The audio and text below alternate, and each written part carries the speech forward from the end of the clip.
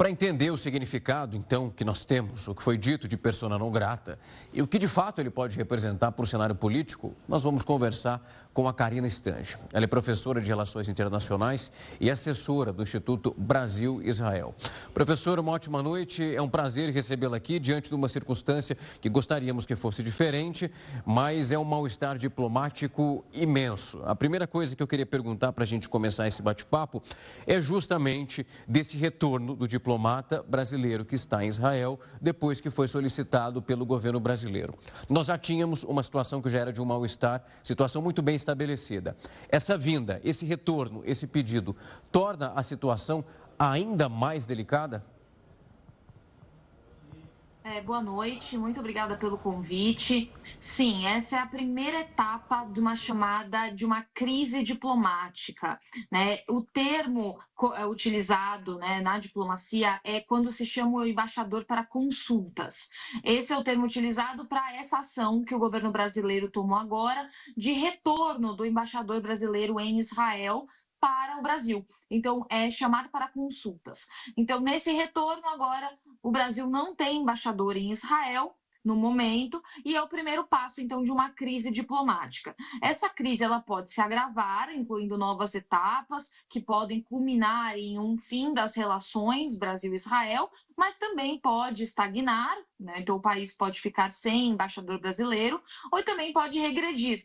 Então, pode voltar às relações como eram, dependendo de como a crise for administrada.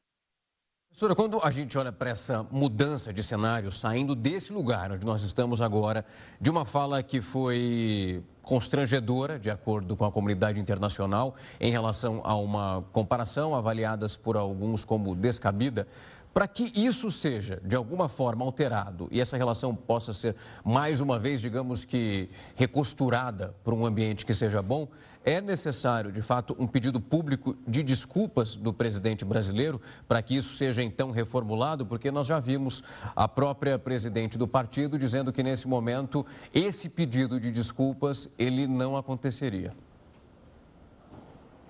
Sim, né? Israel já foi claro que para que as relações retomem ao que eram e que o presidente Lula não seja mais considerado persona não grata pelo governo israelense, é necessário um pedido de desculpas do próprio presidente Lula.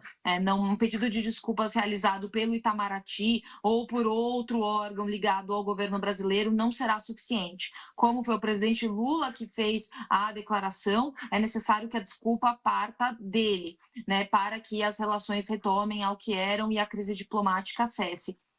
Nesse caso, não sabemos ainda se esse pedido de desculpas virá, o que se indica é que no momento não acontecerá, mas o governo israelense já foi categórico ao afirmar que sim, é necessário um pedido de desculpas.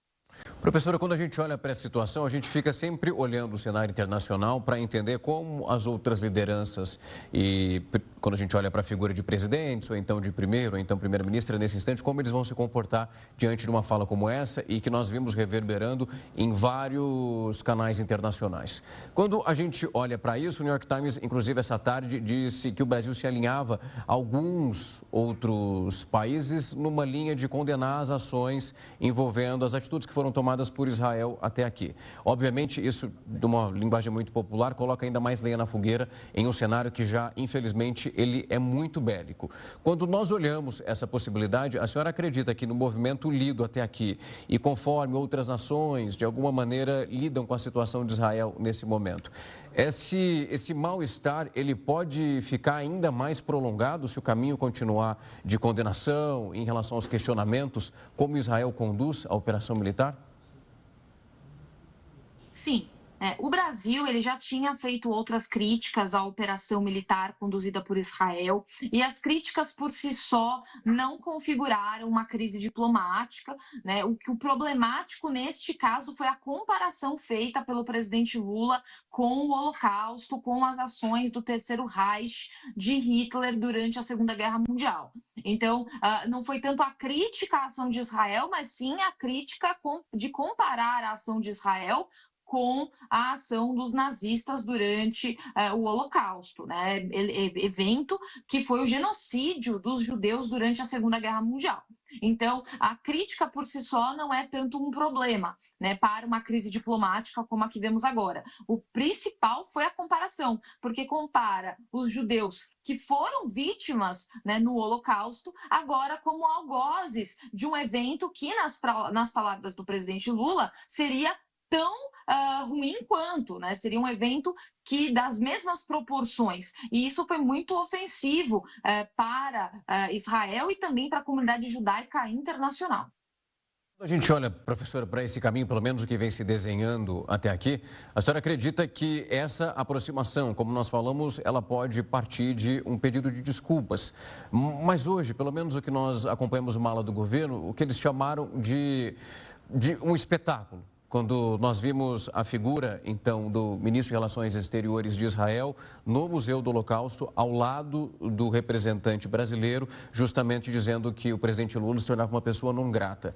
E naquele momento ali, era uma informação muito forte, que vinha já como uma resposta à fala que foi avaliada como descabida por parte do presidente Lula. Quando a gente olha esse caminho que vem sendo construído, diante de tantas afirmações que são tão fortes, o pedido de desculpa seria o suficiente?